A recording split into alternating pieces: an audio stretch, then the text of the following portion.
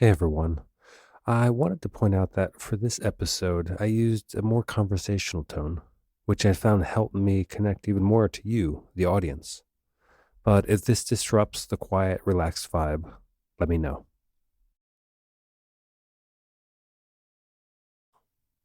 Something I love about doing these episodes is thinking about how different not only baseball was, but life in general during the origins of baseball. In many ways, baseball is very different, but in many ways, it's really similar. We can look at how we play the game now and go back 100 plus years, 120, 130 years, and really be able to talk about the game to people, you know, from 120, 130 years ago. And yet life was so different. Imagine a time when there's no social media, no internet, no mobile phones, no movies, no television, no radio. Even magazines and newspapers take a back seat to word of mouth and the man next door letting you know what's going on in the world, or at least your little part of the world. You don't have any of these distractions except work, which takes up most of the time. Life is hard. But when there is time for entertainment, there are two categories of hobbies: do something yourself or watch someone live do something. And into this world comes baseball. Baseball began as a game for children, and at some point in the 1800s, those children grew up and decided to continue the game. But they didn't have much time, a few hours on the weekends to relax, to have fun and socialize, if that. And for most Americans in the 1800s, free time was precious. And to use that free time for baseball really highlights how much people began to love this game. It's fun to imagine the evolution of baseball, picturing groups of farmers or laborers putting 5 hours into the game one weekend, then 6, then 7. Then, someone didn't milk the cows. Somebody missed a row of corn. I mean, by today's standards, it's the evolution is achingly slow. But eventually, for some, the priorities changed, and they began to consider the possibility of baseball alone as a way of life. You think it's hard now to tell your parents, Mom, Dad, I want to be a baseball player? Think about how hard it must have been in 1870 or 1880 when you really don't have this free time to experiment with what you're going to do. But this is what was happening. In the 1850s, 60s, players, men and women, began spending more hours each weekend playing baseball. And as the passion grew for the game, so did gambling.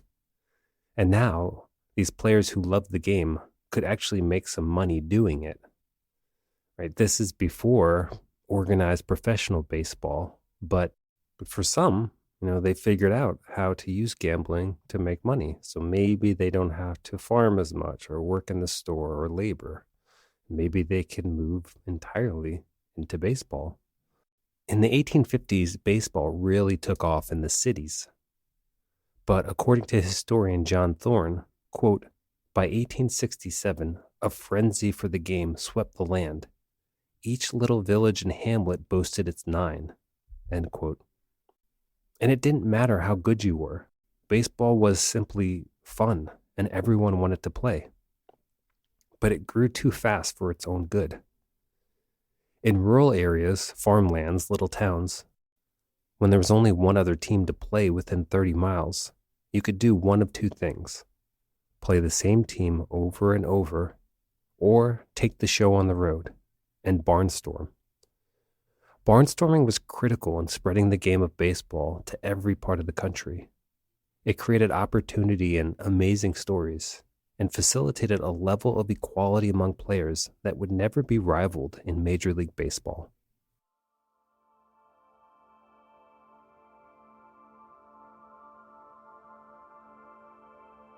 You're listening to the Midnight Library of Baseball, where there are no loud noises, no jarring music, only nostalgic, thought-provoking, emotional stories about baseball. I'm Ben Orlando.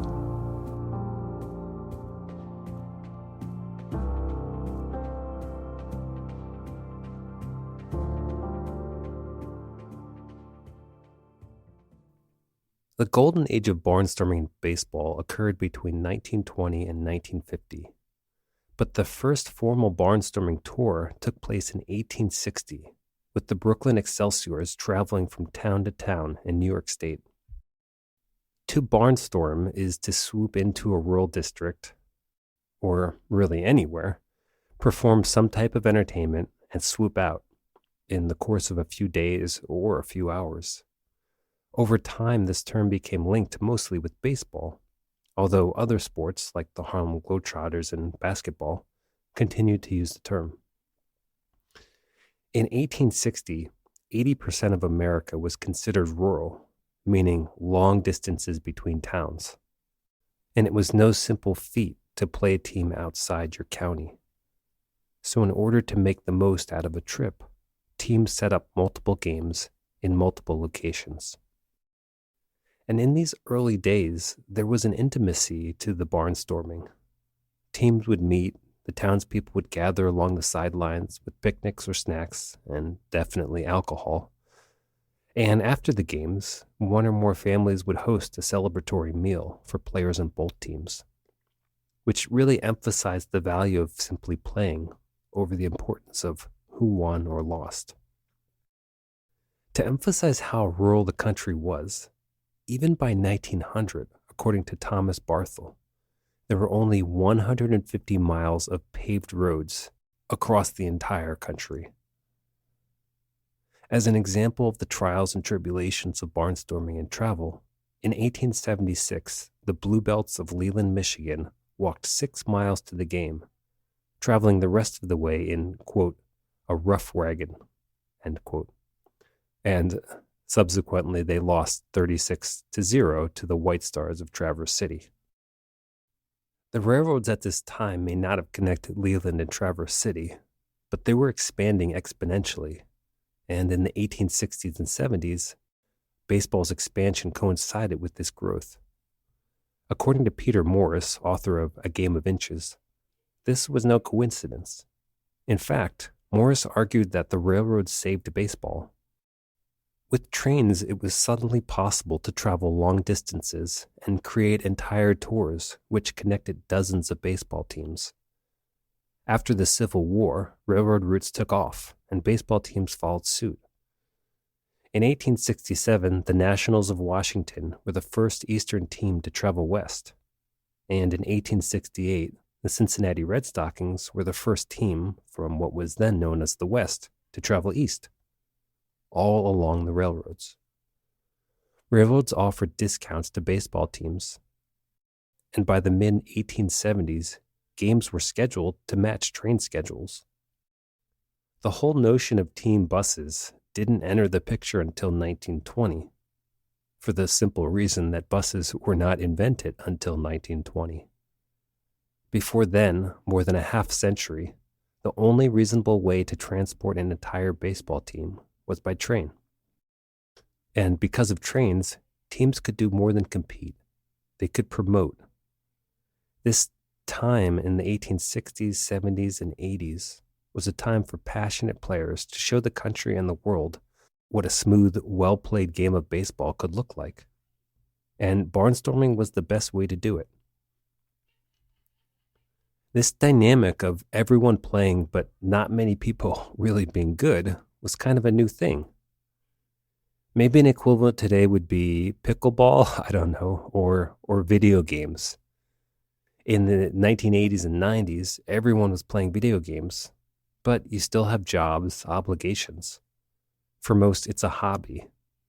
But a few took the hobby more seriously and became really, really good. But this comparison still doesn't quite work, because with baseball, you have a select few who train and become really good. And then they start to travel to show others for their own benefit. So more people will come out to watch, but they also want to spread the game because they love it so much. And they end up traveling hundreds, if not thousands of miles to play games in front of people who love baseball and play baseball, but who aren't very good at baseball. These widespread tours were as much for prospective fans as they were for amateur ball players. When the Excelsiors of Brooklyn undertook their 12-day, 1,000-mile tour of New York State in 1860, they wanted to show other teams what baseball could be. And one account of their games proves this to be true. Quote, "No such ball playing was ever before witnessed in Buffalo. The manner in which the Excelsiors handled the ball, the ease with which they caught it under all circumstances, the precision with which they threw it to the bases, and the tremendous hits they gave into the long field made the optics of the Buffalo players glisten with admiration." End quote. For all these devoted but part-time players, they didn't know it was possible. They had no television to watch games of professional players and no nearby professional teams. So when the Excelsiors of Brooklyn traveled to Buffalo, Rochester, Albany, and later Baltimore, it would have been like a Little League team welcoming the New York Yankees to their field and watching in awe as skilled players performed feats that amateurs had never imagined possible. So these barnstorming tours were a big deal to local baseball teams, but they were also a big deal for the community. As professional baseball began to take off in the late 1800s, leagues were formed and newspapers started reporting on games and players, along with standings and statistics. Across the country, people read about Albert Spalding, later known for his sporting goods empire, but then a pitcher. They also read about Buck Ewing, Mike King Kelly, John McGraw, and of course Cy Young. But most people weren't fortunate enough to live near one of these all-star teams, so the teams came to them. From Hall of Fame pitcher Bob Feller, who organized many barnstorming tours, quote, "It was just baseball for the fun of it, played in the heartland of America in Rockwell-like scenes, where folks wanted to see what major league players looked like and watch us play and talk to us and have fun around us. Barnstorming was baseball at its best." End quote. And according to author Timothy Gay, quote, "When a barnstorming team came barreling through, local leaders declared a holiday. Schools and businesses often closed early." End quote. Towns threw parades with marching bands to celebrate the arrival of these larger-than-life figures. It's hard to imagine today making such a fuss over baseball. Maybe an equivalent would be your team winning the World Series or, the NBA championships or the Super Bowl, right? People going out in hordes, celebrating, making noise in the streets. But that's happening today, even with all the distractions, right? Social media, movies, television, games, work. Imagine this occurring in a time when there was no distraction, no movies, television, and all of a sudden you have this sport that's just taking a hold like wildfire. And really, at this time in the late 1800s, baseball had the power to stop time. It caused people all across the country to put their lives on hold and turn their attention completely to this new fascinating sport. Even after baseball was standardized and American and National League formed, many major league players barnstormed because while they were making a living, they still weren't making a lot. And barnstorming was a great way to supplement your income in the off-season. In 1887, Albert Spalding's Chicago White Stockings were scheduled to play an exhibition game against a minor league team from Newark, New Jersey. Except the White Stockings player-manager and outspoken racist, Cap Anson, threatened a boycott because the Newark team employed a black pitcher. That same day, league owners adopted a prohibition against black players, which remained in place for 60 years until Jackie Robinson joined the Dodgers in 1947. Inside Major League Baseball, there was complete segregation, but outside the league, barnstorming allowed for integration at every level. And when these integrated tours came through major stadiums, the attendance was often higher than attendance for Major League games. The reason for this was that baseball fans and players knew that black players were as good, if not better much of the time, than white major league players. In 1912, James Leslie Wilkinson, who was white, created a barnstorming team called the All Nations. According to Timothy Gay, the All Nations was comprised of, quote, African Americans, Native Americans, Cubans, Asians, Polynesians, Italian immigrants, and a woman he dubbed Carrie Nation, end quote. Wilkinson eventually moved his team to Kansas City, and in 1920 renamed them the Monarchs and converted them to an all-African American team. By the 1930s, the Kansas City Monarchs had become the most popular traveling team in the country and consistently played against white teams and major league stars. And the biggest star of the Monarchs and of the golden age of barnstorming was Satchel Paige, believed by many to be the greatest pitcher who ever lived. Because he was black, Paige couldn't play in the majors until integration, finally making it to the major leagues in 1948 at the age of 42. He was still so good that he nearly won Rookie of the Year. Paige pitched 5 more years in the majors and pitched his last professional game at the age of 59 years old. But it was his barnstorming days that put Satchel Paige on the map. We'll come back to Paige and integration, but I wanted to take a few minutes to discuss the feud that went on for 20 years between players and management when it came to barnstorming. After a 76-game barnstorming tour across the West Coast in 1902, one of the players, 28-year-old Win Mercer, returned to the East Coast and killed himself in a hotel room through gas inhalation.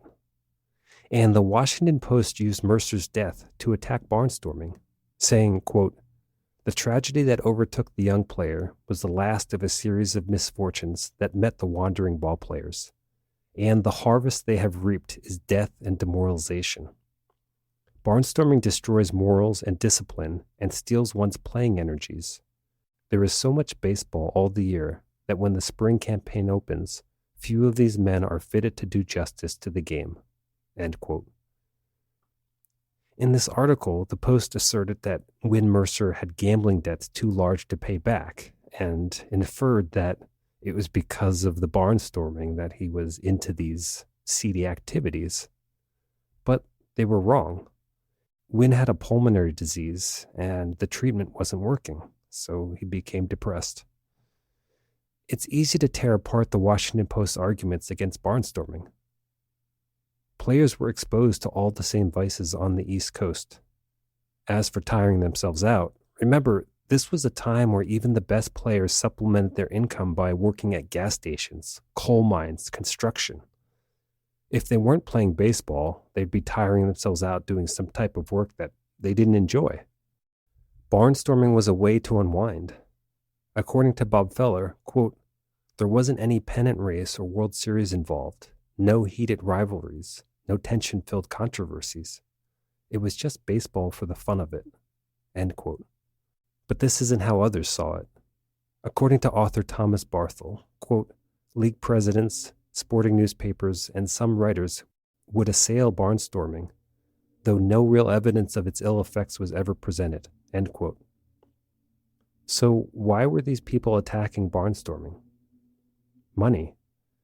When Major League players started to barnstorm, the front office got a huge cut, and this policy continued into the 1900s. But as players demanded more and made more barnstorming trips, their Major League owners didn't like it. Remember, this is also the time of the reserve clause, which said that players had to stay on one team unless management decided to trade them. Owners wanted complete control and a big chunk of the revenue, whether it was in the majors or through barnstorming tours. For players trapped in the reserve clause, which was all players, barnstorming offered some freedom to play other players, to try new things. When Babe Ruth barnstormed, he sometimes pitched. There was one other argument from league owners and presidents against barnstorming, and that was embarrassment. According to American League President Ban Johnson, quote, "It didn't look good for a professional baseball player to be beaten by an amateur or a semi-professional. it discredits the league players, end quote. You have to wonder what kind of mental gymnastics are going on for Ban Johnson, league owners, and other managers against barnstorming, because in this very argument, they're admitting that major league players are losing to quote-unquote amateurs. And many of those amateurs weren't allowed to play in the major leagues because of discrimination. This feud really blew up in 1921 when Babe Ruth and Yankees teammates Bob Musial and Bill Piercy, after losing to the Giants in the World Series, were then fined their total World Series earnings for barnstorming after the season. As you can imagine, the Bambino was not pleased. The source of the fine was a new clause in the Major League Code, which said, quote, both teams that contest in the World Series are required to disband immediately after its close, and the members thereof are forbidden to participate as individuals or as a team in exhibition games during the year in which that World Series championship was decided, end quote. In other words, other players and teams can barnstorm, but not World Series teams. Famous columnist of the day, Grantland Rice, said of the clause, quote, to say that the member of a championship team can't take part in any exhibition while the others can is one of the most brainless rules ever put forward by any organization, end quote. Babe Ruth and his teammates knew from the start that any barnstorming after the World Series was prohibited. So there was this standoff, who would stand tall and who would back down. Right away, a few Yankees backed down. An exhibition game in Newark was canceled, with catcher Wally Shang and pitcher Carl Mays deciding to drop out. Just for a tieback to a former episode, remember Carl Mays was the spitball pitcher responsible for the only death in Major League Baseball when he killed Ray Chapman at the plate. So Mays and Shang backed down, but Babe Ruth did not. He called the commissioner, Kennesaw Mountain Landis, to discuss his plans. And Ruth said, quote, he's an obstinate man. He hung up on me twice, end quote. So Ruth continued with the tour, with Landis commenting, quote, if the Babe defies the order, it will be a personal issue between Ruth and me to determine which man is the bigger in baseball, end quote. Everyone in the country would have been paying attention to this showdown. It would have been huge. I mean, at the time, in the early 1920s, baseball is enormously popular. Babe Ruth is enormously popular. And Kennesaw Mountain Landis is very well known from his ruling in the Black Sox scandal of 1919. So everyone is paying attention. And because he was commissioner, Landis had a lot of clout. Since Ruth continued to disobey his orders, Landis sent out word to all bigwigs and ballpark owners across the country, ordering them to close their doors to Ruth and his barnstorming tour, with threat of season-long suspensions. And they all obeyed.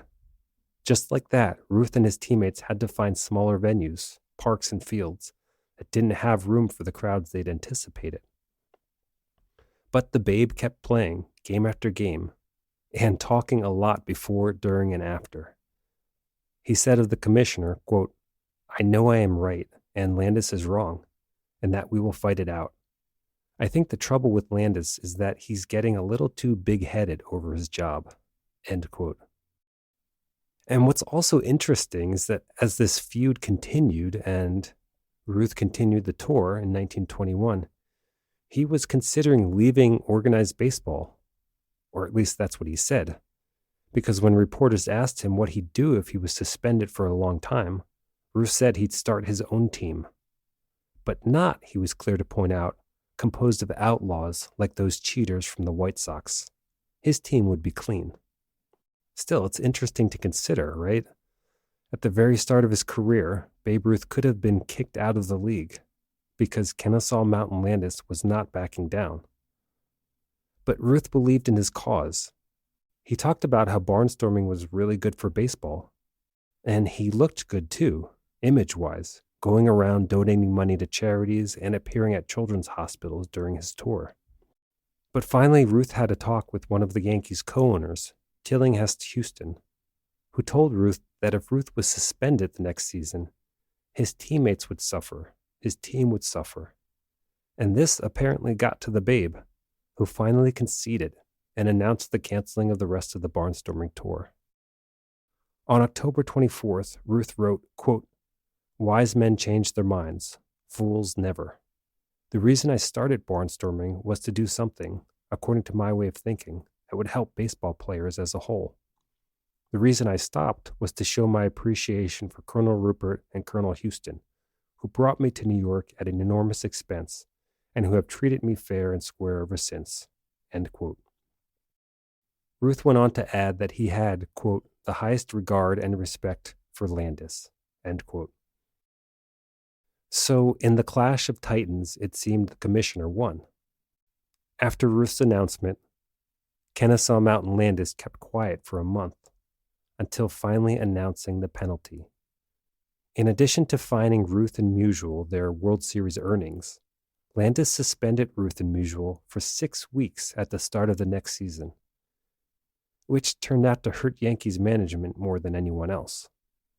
According to writer T.S. Flynn, quote, "Landis had won the Barnstorming battle with Ruth, but American League attendance figures for April and May of 1922 proved that Ruth was the bigger man in baseball.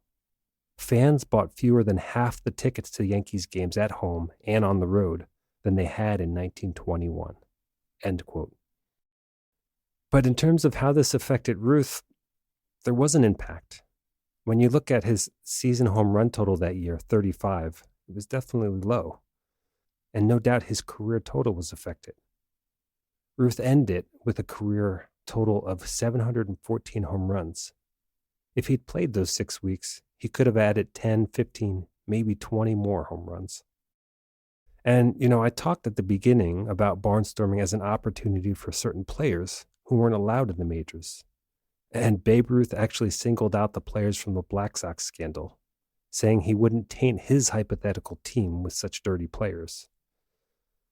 But other teams didn't have such strong morals.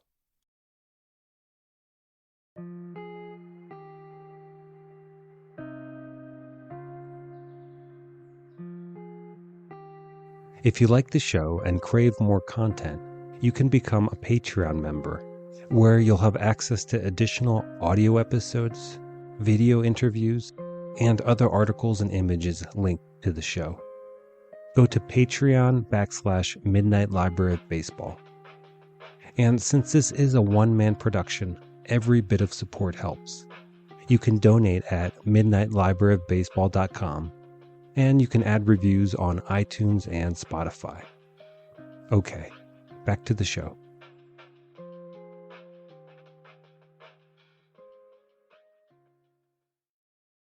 In 1922, several of those banned White Sox players, including co-inventor of the knuckleball, Eddie Seacott, and Buck Weaver, went on to tour in the Midwest. And shoeless Joe Jackson also continued to play. Because of the folklore, the history passed down, many people have this idea that shoeless Joe disappeared into abject poverty. This isn't the case. Shoeless Joe continued to barnstorm for the next 20 years. And sure, he didn't make as much as he would have made in the majors, but he still made money. And more importantly, he still was able to play the game he loved. In 1923, for example, Jackson, in addition to the exhibition games and barnstorming, played in the Georgia Semi-Pro League and made $75 per week, equal today to $1,300 per week. Now, this is a little off the barnstorming path, but it's just to note that Shoeless Joe was still playing and still making money. And in terms of equality, there was no system more equal than barnstorming, because all that mattered was that you could play. In May of 1942, Satchel Paige and his Kansas City Monarchs faced Dizzy Dean and his White All-Stars at Wrigley Field in Chicago to a sold-out crowd. This was a dramatic and dangerous time in the world, and for the U.S., Pearl Harbor had occurred only a few months earlier, and the country was still reeling. This game between the Monarchs and All-Stars was a welcome distraction, even though there were many people who didn't want it to happen. like baseball commissioner Kennesaw Mountain Landis, who was said to be racist, but who also didn't like the fact that these interracial matchups often brought in more fans than Major League games. Dizzy Dean was one of the great Major League pitchers of the 1930s, playing for the Chicago Cubs, St. Louis Cardinals, and St. Louis Browns. On the heels of his World Series performance in 1934, Dean set out with his brother and other stars on a nationwide barnstorming tour, and from the start he teamed up with Satchel Paige and other greats from the Negro Leagues.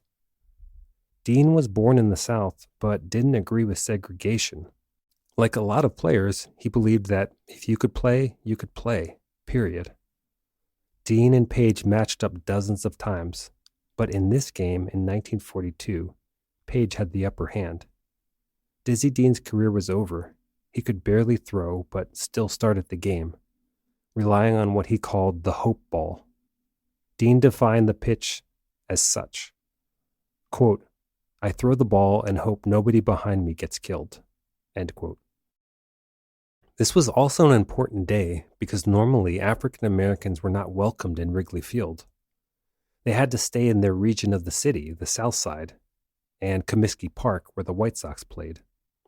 But now, as the country prepared to go to war, baseball fans from all backgrounds, from all parts of the country and world, sat and stood together and cheered on players from both teams, black and white. Bob Feller, another all-star big league pitcher, continued Dizzy Dean's barnstorming tour tradition, playing dozens of interracial games throughout the 1940s. As Timothy Gay wrote, quote, "The vast majority of interracial contests took place before Jackie Robinson broke the color barrier. Paige, Dean, and Feller attracted hundreds of thousands of enthusiasts, accepting Americans of both races. Their exhibitions helped puncture baseball apartheid." End quote. And because of the fans' willingness to ignore racial bans, they were able to see some amazing feats from Satchel Paige. Over 6 feet 3 inches, Paige was known to be lanky. According to writer Larry Tye, quote, "Satchel joked that if he stood sideways, you could not see him. His wiry arms and stilt-like legs were aerodynamically perfect to propel a ball from mound to plate." End quote. When we look at season, game, and career records, it gets spotty in the Negro Leagues, but Satchel Paige was known to keep meticulous records of his own performances. Larry Tye wrote that, quote, "The Paige Almanac had him pitching in more than 2,500 games and winning 2,000 or so. He professed to have labored for 250 teams and thrown 250 shutouts. His per-game strikeout record was 22, against Major League barnstormers, which would have been an all-time record for all of baseball. Other claims that would have set marks: 50 no-hitters, 29 starts in a month, 21 straight wins, 62 consecutive scoreless innings, 153 pitching appearances in a year, and 3 wins the same day." End quote. The only thing larger than Paige's talent was his ego and showmanship. On more than one occasion, Paige would turn around, tell all his fielders to take a seat on the field, and then he'd turn back and proceed to strike out the side. In the 1942 Negro League World Series, Paige intentionally loaded the bases just so he could face the best slugger in the game, Josh Gibson. Then Paige struck out Gibson with 3 straight fastballs. But Paige had a slew of different pitches, including the famous hesitation ball. Paige described the pitch like this, quote, "The idea came to me in a game when the guy at bat was all tighted up, waiting for my fastball. I knew he'd swing as soon as I just barely moved. So when I stretched, I paused just a little longer with my arms above my head. Then I threw my left foot forward, but I didn't come around with my arm right away. I put that foot of mine down, stopping for a second, before the ball left my hand. When my foot hit the ground, that boy started swinging. So by the time I came around with the whip, he was way off stride and couldn't get anywhere near the ball. I had me a strikeout." End quote. Satchel used his hesitation pitch to great effect in the majors until it was ruled illegal. But that was okay with Paige, who had a ton of other pitches, and he named them all.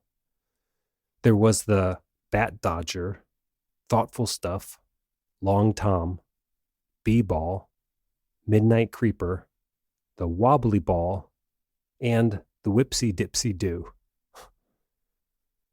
In 1948, at the age of 42, Satchel Paige was signed by Maverick Cleveland Indians owner Bill Veeck. At 42 years old, Paige started 7 games and won 6 of them.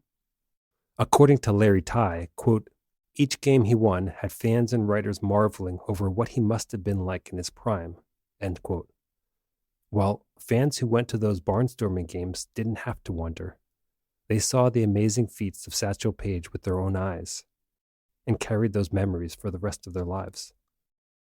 Buck O'Neil, one of the great players of the Negro Leagues, agreed with Gay's sentiment. In 1982, speaking at Satchel Paige's funeral, O'Neil said, quote, our lives have been beautiful, but it could have been better. I was cheated. Yeah, all of these men were cheated. This is America, and that shouldn't have happened. But I do think that our baseball did so much toward changing our country. End quote. I think this is so interesting and important to reflect on, what Buck O'Neil said. On one hand, you have this blatant racism and efforts to shut people out at the highest level of not just any sport, but America's sport, which not only set baseball back, but the country in terms of integration and equality. But at the same time, there's this complete other world where people of all backgrounds just don't care. They want to see the best. Buck O'Neil talked about how much baseball helped to change the country. And you could see, even with such powerful efforts by powerful men and organizations to discriminate, you still have people, lots and lots of people across the country, from all backgrounds, yearning to see the absolute pinnacle of athletic performance.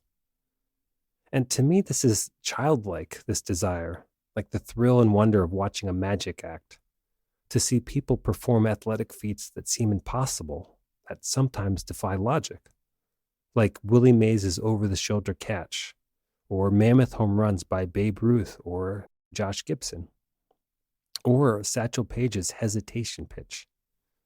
The crowds that gathered during these tours proved that the desire to be amazed, to be stunned, surpassed the desire to ostracize, and no doubt helped push the conversation more and more and more, until the tide finally knocked down the barrier enough to let Jackie Robinson in. Like Dizzy Dean and Bob Feller, Babe Ruth promoted interracial play. Even as he was securing the highest salaries in baseball history, Ruth still needed more money to feed his infinite appetite. But he also simply loved the game. And Ruth, considering who he was and what he was capable of doing, wanted to square up against the best, whatever their skin color. Ruth even donned a beard and played with another popular barnstorming team of the Golden Era, the House of David, who fielded a highly competitive and always bearded team from 1914 to 1955. This is a whole other episode. The House of David is fascinating. They were founded in 1903 by Benjamin and Mary Purnell in Benton Harbor, Michigan. The House of David was a religious group, some would say a cult, with a central leader and strict rules.